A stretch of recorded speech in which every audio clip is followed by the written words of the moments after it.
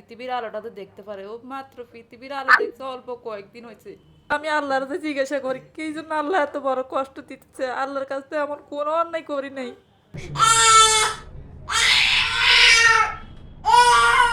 Doctor বলছে যে বাচ্চার জন্য 10 লাখ টাকার প্রয়োজন ওর চিকিৎসার জন্য।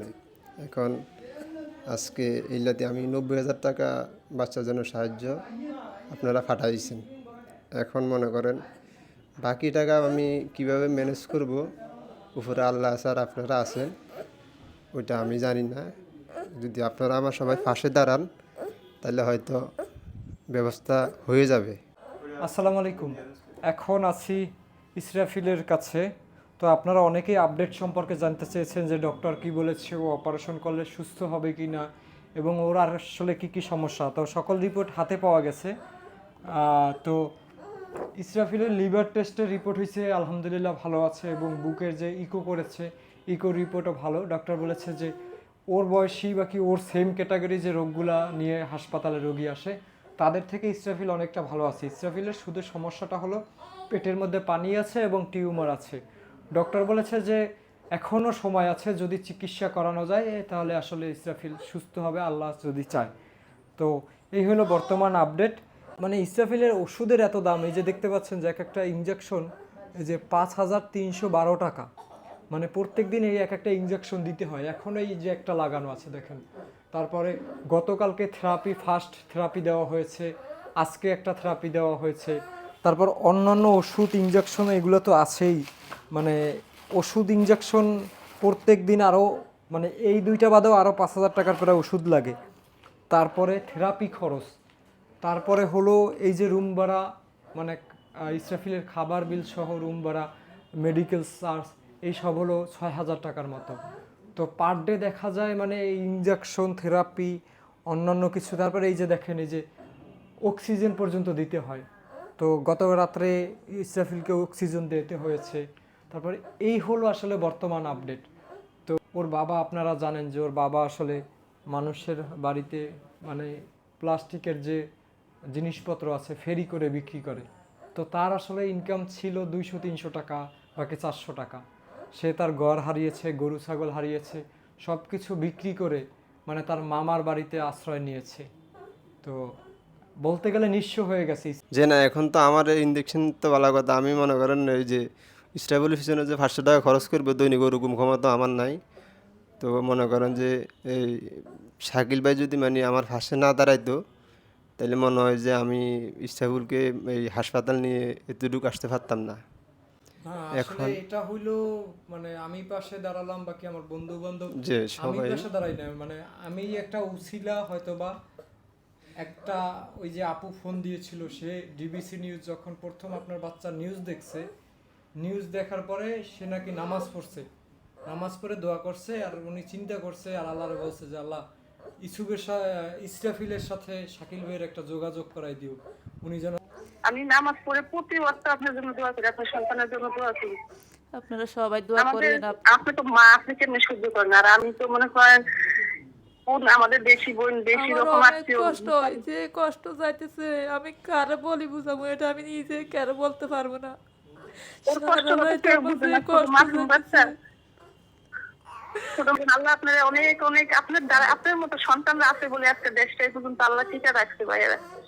আল্লাহ কারো দ্বারা, আপনার দ্বারা, হয়তো আপনার হাতের দ্বারা আল্লাহ আপনি বলে ইসরাফিলের ভিডিও কি প্রথমে ডিবিসি নিউজে দেখছিলেন? জি জি জি ও আচ্ছা জি। আচ্ছা। ওইখান থেকে দেখার পরেই তো আমি নাম্বারটা রাখছিলাম, ওর আব্বুর নাম্বার রাখার পরে আমি আর ফোন দিই। আমি খালি মনে মনে ভাবতাম যে আল্লাহ যদি আমি আপনার কথা বলতে চাই, শাকিল ভাই যদি দেখতো, শাকিল ভাই যদি দেখতো, হয়তো কারো দ্বারা কারো নামাজ পড়েও আমি এই কথা বলছি। সত্যি 2 দিন পরে দেখেছি আপনার ভিডিও, আমি এত খুশি হয়েছি, বিশ্বাস করার মতো না।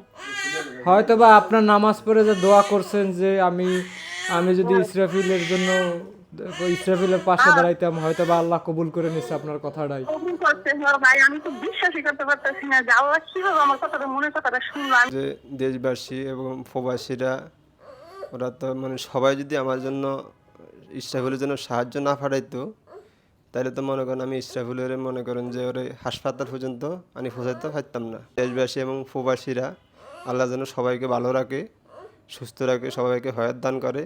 আজকে একজন অচেনা ভাই আসলে উনি পরিচয় দেয়নি, উনি আমার ব্যাংক অ্যাকাউন্টে 1000 টাকা পাঠাইছে। তো ওনার উদ্দেশ্যে বলতে চাই, আপনি যোগাযোগ করেন নাই ঠিক আছে, কিন্তু আমার কাছে 1000 টাকা এসে পৌঁছেছে এবং একজনে 3000 টাকা পাঠিয়েছে পরিচয় ছাড়া, যোগাযোগ করেনি। আর একজনে 2000 টাকা পাঠিয়েছে পরিচয় ছাড়া, যোগাযোগ করেনি। আর একজনে হলো 600 টাকা পাঠিয়েছে, উনিও যোগাযোগ করেনি। তো এখন পর্যন্ত প্রায় 90,000 টাকার মতো আমার কাছে ইসরাফিলের জন্য আপনারা সাহায্য পাঠিয়েছেন। ওনারা আসলে এই যে সিরাজগঞ্জের শিশু ইউসুফ, যার চিকিৎসার জন্য 6,85,112 টাকা তুলে দিয়েছিলাম, ওই ইউসুফের ভিডিওটা ওর আব্বু আম্মু দেখছিল। তো ওইখান থেকে ওনারা নাম্বার ম্যানেজ করে তারপরে যোগাযোগ করে। অনেক মানুষ আসলে ফোন করে বলে যে ভাই আমি 100 টাকা দিতে চাই, আমি 50 টাকা দিতে চাই, হয়তো ভাই ইসরাফিলের জন্য এই টাকা কিছুই না। তো তাদের উদ্দেশ্যে বলতে চাই যে আপনারা ভুলে যাবেন না, এর আগে টিএসসিতে ফুটপাতে পড়ে থাকা রিয়াদের চিকিৎসা করছিলাম, যে 94 পয়সাও সাহায্য পেয়েছিলাম। সেইটা নিয়েও একটা নিউজ হয়েছিল যে 94 পয়সা সাহায্য পেয়েছি। সেই নিউজটাও যদি আমি একটু দেখাই আপনাদের। ওর জন্য 94 পয়সা সাহায্য পেয়েছি আমি, 94 পয়সা। এই ছেলেটাকে আমি বাঁচাতে পারলেও আমি তো আর কিছু করতে পারতেছি না। ওর আসলে আমি মা বাবার ভালোবাসাটা ফিরিয়ে দিতে পারি নাই, এর জন্য অনেক চেষ্টা করেছি। এই কাজের বিনিময়ে আমি আল্লাহর কাছ থেকে কিছু চাইনি। 2 মাস আগে ঢাকা বিশ্ববিদ্যালয় এলাকায় রাস্তার পাশে বিভৎসভাবে ক্ষতবিক্ষত অবস্থায় রিয়াদ নামের এক ছেলেকে পড়ে থাকতে দেখে এগিয়ে আসে স্বেচ্ছাসেবক শাকিল হোসাইন। এরপর রিয়াদকে চিকিৎসার জন্য ঢাকা মেডিকেল কলেজ হাসপাতালে ভর্তি করা হয়। এই সংবাদটি সময় টিভির ইউটিউব চ্যানেলে প্রচারিত হবার পর ব্যাপক আলোড়ন সৃষ্টি হয়েছে। মৃত্যুর আগে যদি তার মুখে কেউ একটু পানি তুলে না দেয়, তাহলে তার মানুষ সম্পর্কে অথবা সমাজ সম্পর্কে একটা ভুল ধারণা থেকে মৃত্যু হবে। ছেলেটির ছদ্মনাম রিয়াদ, তার আসল নামটি সে নিজেও জানে না, কাউকে বলতেও পারে না, কারণ সে একজন মানসিক প্রতিবন্ধী।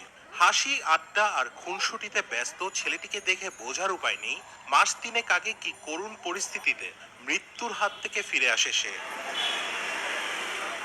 টিএসসির চত্বর, প্রতিদিন লাখো মানুষের আনাগোনা এখানে। টিএসসির রাস্তার পাশের ফুটপাতে প্রায় মৃত অবস্থায় পড়েছিল রিয়াদ। হাজারো মানুষ তাকে দেখেও পাশ কাটিয়ে চলে গেছে, কেউ সহযোগিতার হাত বাড়ায়নি। রাস্তার ধারে শুয়ে যখন সে পিপাসায় কাতর, তখন এগিয়ে গেছে মাত্র একজন, তিনি শাকিল। মানুষ যেন দেখতেই চায় না, মানুষ যেন মানে মৃত ব্যক্তিকে দাফনের কাপড় দিয়ে দিয়ে দায়িত্ব শেষ করতে চায়। মানে একজন মানুষকে মরে যাচ্ছে, তাকে হাসপাতালে নিলে তো অনেক টাকা ব্যয়, অনেক টাকা চিকিৎসা করতে হবে, অনেক দায়িত্ব নিতে হবে। তারা সমাজের মানুষ চাচ্ছে যে তাদের মৃত্যু হোক। আমার মনে হলো একটা পশু যদি চিকিৎসা পায়, একটা মানুষ হিসেবে তার আরেকটু ভালো স্থানে মৃত্যুবরণ করার অধিকার আছে। দীর্ঘ 3 মাসের চিকিৎসার পর রিয়াদ এখন সুস্থ। শাকিলের দীর্ঘ চেষ্টায় ঢাকা মেডিকেলের টয়লেটের পাশে আশ্রয় মিলেছিল রিয়াদের। সামাজিক যোগাযোগ মাধ্যমে মানুষের সহযোগিতায় তার চোখ, মাথা ও কানের প্লাস্টিক সার্জারির পর এখন সে অনেকটাই সুস্থ। রিয়াদ তার কোনো ঠিকানা জানে না, তবে সামাজিক যোগাযোগ মাধ্যমে জানা যায় তার গ্রামের বাড়ি ব্রাহ্মণবাড়িয়া। এবার সেখানে ছোটেন শাকিল, বের করেন ঠিকানা, জানা যায় রিয়াদের মাও মানসিক প্রতিবন্ধী। তিনজনে দিন শেষে একটা ঘরের মধ্যে থাকতে পারুক। অসংখ্য ধন্যবাদ শাকিল। শুনি সবার উপরে মানুষ সত্য, তাহার উপরে নাই। এই মন্ত্রকে বুকে ধারণ করে শত শত স্বেচ্ছাসেবী পথের ধারে অভিভাবকহীন, ঘরহীন শত শত রিয়াদকে বাঁচানোর জন্য এগিয়ে আসে ঠিকই, কিন্তু পর্যাপ্ত পরিমাণ সহযোগিতা এবং পর্যাপ্ত পরিমাণ মানবিকতা হারিয়ে যাওয়ার ভিড়ে হারিয়ে যায় তাদের এই সাহায্যের হাত। তাই শুধুমাত্র শাকিলদের উপর নির্ভর করে নয়, সমাজের প্রত্যেকটি স্তর থেকে, প্রত্যেকটি পরিবার থেকে সকলের এগিয়ে আসা উচিত। রিয়াদের মতো আর কাউকে যেন এরকম অনিশ্চয়তার মধ্যে দিয়ে হাসপাতালে দিন যাপন করতে না হয়। এই যে এতক্ষণ নিউজের বিভিন্ন অংশ দেখালাম, আসলে এটা দেখানোর একটাই উদ্দেশ্য যে আমরা সমাজের মানুষ আসলে দাফনের কাপড় দিয়ে দায়িত্ব এড়াতে চাই, সেই জিনিসটাই স্বভাব বেশি। তাহলে এই বাচ্চাটা 9টা মাস ধরে মানে চিকিৎসার অভাবে বিছানায় পড়ে আছে, মানে দেখার মতো মানুষ নাই। এর আগে সিরাজগঞ্জের ইউসুফের জন্য যে 6,85,112 টাকা তুলে দিয়েছিলাম সাহায্য চিকিৎসার জন্য, 4টা বছর বিছানায় পড়েছিল, দেখার মতো কেউ নাই। যখন ইউসুফের চিকিৎসা ছিল টাকা ছিল না, যখন আমি 6,85,112 টাকা ম্যানেজ করে দিলাম, তখন তার চিকিৎসা নাই। ইন্ডিয়া নিয়ে যাওয়ার 2 দিন আগে, বিমানে উঠবো তার 2 দিন আগে ইউসুফ মারা গেল। তো আমাদের চারপাশে এই শিশু ইউসুফ বা কি শিশু ইসরাফিলের মতো কারো সন্তানের অবস্থা যেন না হয়। কারণ এই যে অসহ্য যন্ত্রণা, ও তো কথা বলতে পারে না ওইভাবে, ছোট বাচ্চা কারে কি বলবে, মানে ওর ব্যথা করলেও হয়তো বা বলতে পারে না। মাই জানে যে কষ্টটা কত বড়, ওই শিশু জানে আসলে তার ভোগান্তিটা কত বড়। তাই আমাদের কারো সন্তানের অবস্থা যেন ওদের মতো না হয়। আমাদের চারপাশটা, আমাদের মানুষ হিসেবে তো একটু হলেও কর্তব্য আছে, একটু হলেও দায়িত্ব আছে। আমরা যদি আমাদের প্রতিবেশীর দিকে একটু সুনজরে তাকাই, ইউসুফের মতো, ইসরাফিলের মতো, যাকে নিয়ে নিউজগুলো দেখলেন, রিয়াদের মতো মানুষ আসলে কখনোই চিকিৎসার অভাবে আসলে ভুগতে ভুগতে মৃত্যুর কাঠগড়ায় গিয়ে দাঁড়াবে না।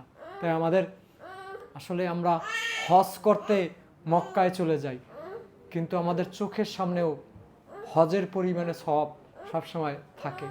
এই শিশু ইসরাফিলের জন্য যে টাকা দিয়েছে, এই পয়সা 500 টাকা, 1000 টাকা, তো ও যদি সুস্থ হয়ে যায়, এই যে ওর কান্নার শব্দ, এটা তো আল্লাহর কাছে সরাসরি উপরে চলে যায়।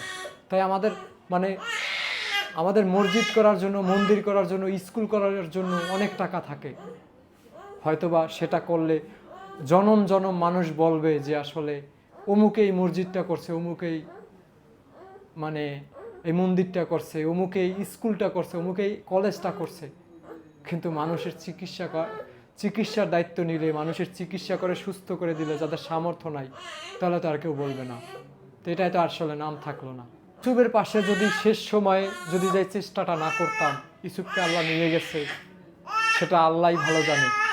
যদি আসলে আমরা যে পাশে না দাঁড়াতাম, ইন্ডিয়া নেওয়ার যদি ব্যবস্থাটা না করতাম, শেষ সময় যদি চিকিৎসাটা না করাইতাম, তাহলে ওর তো মানুষ সম্পর্কে একটা ভুল ধারণা থেকে যেত যে আসলে মানুষ মানুষের জন্য না, আমরা মানুষ মানুষের জন্য।